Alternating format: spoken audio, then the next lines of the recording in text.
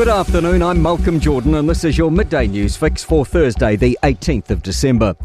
New Zealand's economy is officially in rebound. Stats NZ has confirmed GDP grew 1.1% in the 3 months to September. With more, business reporter Michael Sergel. The Reserve Bank had been forecasting a growth rate of about 0.4%. Economists had been expecting it to sit around 0.9%.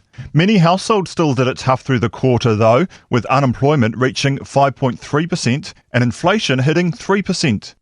Jenny Wiley's time as Chief Executive at Netball New Zealand is over. Clay Wilson reports. The national body has confirmed Wiley's resignation with immediate effect, which was communicated to staff this morning. Chief Commercial Officer David Cooper takes over as acting CEO, with the board to begin recruiting for a permanent replacement in the new year. Wiley's resignation comes after a turbulent period for Netball New Zealand, underlined by the standing down and subsequent reinstatement of Silver Ferns coach Dame Nolene Taurua.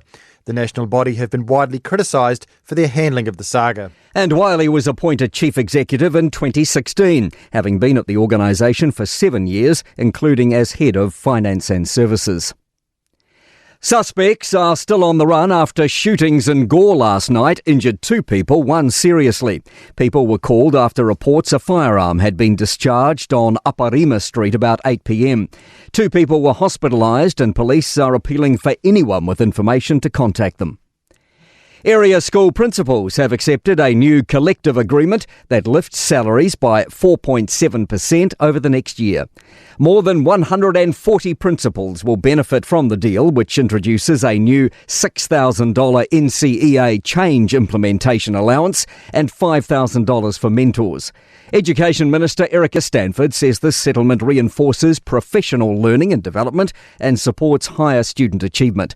It comes a day after the NZEI primary teachers rejected a pay offer. A report into 6 Northland youth who committed suicide shows all walked a very similar difficult path.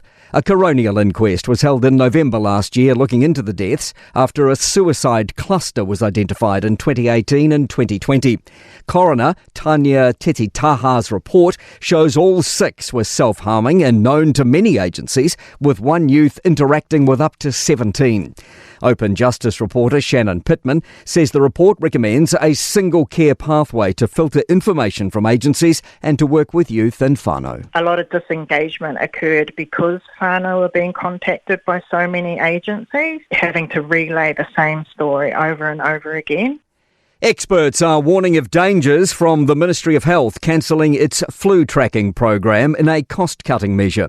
The Asthma and Respiratory Foundation is asking the government to reinstate it before next winter. To sport. Newcastle United and Manchester City have locked away semi-final spots in English football's League Cup. City got past Brentford 2-0 with a goal in each half, while Newcastle scored in added time to beat Fulham 2-1. Paraskier Corey Peters has claimed victory in the second round of the double header of racing at the FIS World Cup event in Italy. And Raymond van Barneveld has crashed out in the first round of his 33rd appearance at the World Darts Champs in London. I'm Malcolm Jordan. That's your latest news fix. We'll be back with the next update at 5 p.m. from the Newstalk ZB newsroom.